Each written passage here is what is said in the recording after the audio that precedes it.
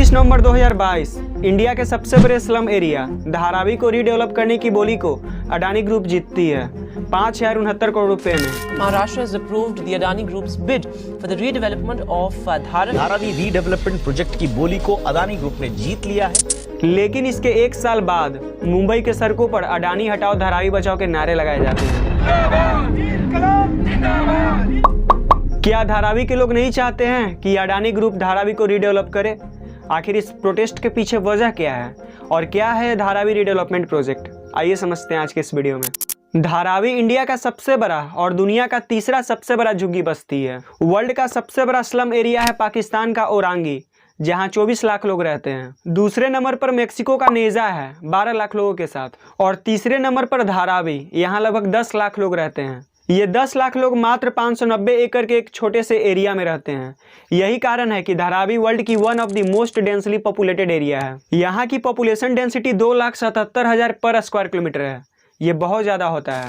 धारावी की हिस्ट्री की बात करें तो 19th सेंचुरी में यह मछुआरों का गांव हुआ करता था। ये मछुआरे कोली जाति के थे, इसलिए पहले इस जगह को कोलीवाड़ा कहा जाता था। वाड़ा का मराठी भाषा में मतलब होता है विशाल हवेली या घर, और तेलुगु में वाड़ा का मीनिंग होता है एरिया या प्लेस। उस टाइम लेदर इंडस्ट्री बॉम्बे में सबसे ज्यादा पोल्यूशन फैलाने वाला इंडस्ट्री था, इसीलिए चमड़ा फैक्ट्रीज को धारावी में शिफ्ट किया जाने लगा। 1887 में पहली लेदर फैक्ट्री को धारावी में शिफ्ट किया गया, और जो लोग चमड़े का काम करते थे ये सारे लोग भी धारावी चले आते हैं। या तो लोअर कास्ट हिंदू होते हैं या फिर मुसलमान होते हैं। और बाद में धीरे धीरे कुम्हार यानी मिट्टी के बर्तन बनाने वाला, कपड़े पर कढ़ाई करने वाला, और अलग अलग स्टेट से जो लोग नौकरी के तलाश में बॉम्बे आए थे वो भी धारावी में बस जाते हैं। 1947 में देश आज़ाद होने तक धारावी इंडिया का सबसे बड़ा स्लम एरिया बन गया था। और आज की बात करें तो धारावी ओवर क्राउडेड हो गया है, क्योंकि इतने कम एरिया में ज़रूरत से बहुत ज़्यादा लोग रह रहे हैं। यहाँ एक छोटे से रूम में 8 से 10 लोग रहते हैं। यहाँ चारों तरफ आपको गंदगी, कचड़े, खराब ड्रेनेज सिस्टम, खुली हुई और बदबू देने वाली नालियां देखने को मिलता है। मतलब कि पब्लिक हेल्थ यहाँ की एक बहुत बड़ी प्रॉब्लम है। और हाँ, टॉयलेट की शॉर्टेज भी एक गंभीर समस्या है। धारावी में 20 से 50 फैमिलीज के लिए एक टॉयलेट है, यानी अगर हर फैमिली में ऑन एन एवरेज 5 मेंबर भी हैं तो 150 से 200 लोगों के लिए एक सिंगल टॉयलेट मौजूद है। इतनी ज़्यादा गंदगी और पॉल्यूशन होने के कारण यहाँ के लोगों के बीच digestive problem, lungs cancer, asthma और टीबी जैसे बीमारियां बहुत कॉमन है।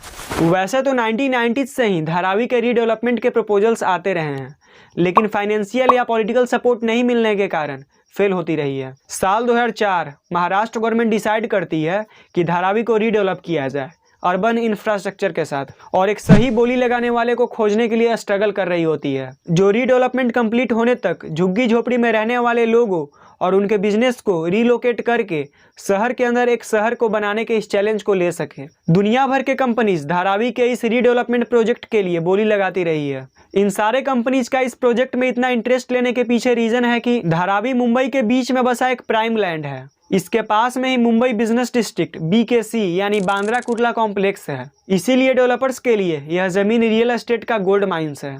जनवरी 2019 इस प्रोजेक्ट को लेकर बोली लगाई जाती है। दुबई की सेकलिंग टेक्नोलॉजीज कॉरपोरेशन अडानी से ज़्यादा बोली लगाकर इस बिड को जीत जाती है, लेकिन बाद में उसे टेंडर नहीं दिया जाता है, ये कहते हुए कि पास के रेलवे जमीन को भी इस प्रोजेक्ट में शामिल किया जाएगा और फिर से एक नया टेंडर जारी किया जाएगा। नवंबर 2022 इस प्रोजेक्ट को लेकर फिर से बोली लगाई जाती है। फाइनली इस बार सबसे ऊंची बोली अडानी ग्रुप लगाती है 5,069 करोड़ रुपए की।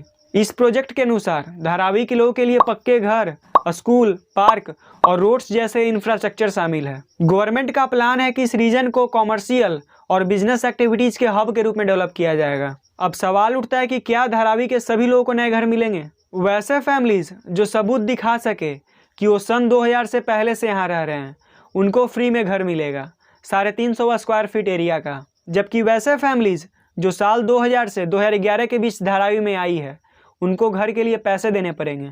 इससे प्रॉब्लम यह है कि धारावी के पॉपुलेशन का एक मेजर पोर्शन को धारावी छोड़ना पड़ सकता है, और लोकल्स को इस बात की चिंता है कि जब तक रीडेवलपमेंट प्रोजेक्ट कंप्लीट नहीं होगा उनके घर और बिजनेस को सिटी सेंटर से दूर शिफ्ट किया जा सकता है। एक्चुअली स्लम होने के बावजूद धारावी स्मॉल स्केल इंडस्ट्रीज का हब है। यहाँ लेदर इंडस्ट्री, टेक्सटाइल इंडस्ट्री, मिट्टी के बर्तन बनाने और साबुन बनाने जैसे लगभग 5000 बिजनेसेज हैं और लगभग 15000 सिंगल रूम फैक्ट्रीज हैं। इसके साथ ही यहाँ पर प्लास्टिक और मेटल्स के बहुत सारे रिसाइकलिंग इंडस्ट्रीज हैं। पूरे मुंबई का 60% प्लास्टिक वेस्ट धारावी में रिसाइकिल किया जाता है और इंडस्ट्रीज धारावी के लगभग 2.5 लाख लोगों को रोजगार देता है। धारावी में बने प्रोडक्ट्स जैसे कि लेदर, ज्वेलरी और कपड़े को पूरे दुनिया भर में एक्सपोर्ट किया जाता है और इन स्मॉल स्केल इंडस्ट्रीज का सालाना टर्नओवर $1 बिलियन का है।